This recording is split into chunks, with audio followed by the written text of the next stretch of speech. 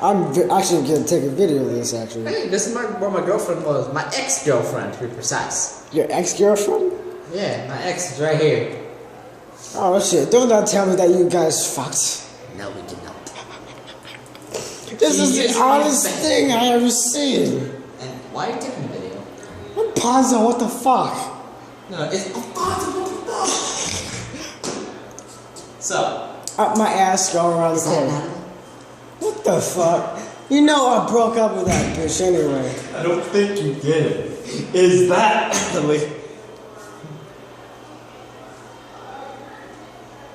Down with the disposal. I'll throw it down that way.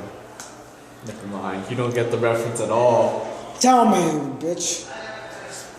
Before I sit on your head and fart on you. Ew. I don't think you can do any of those. No, put your... But seriously, who puts a trash can in the toilets? Yeah, who gives a shit? It's like somebody else like, I gotta take a shit. And then, I'm a shit in the thing.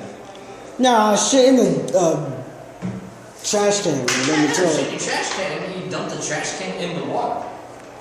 Let's get overflow eventually. You overflow and then you say no school that day.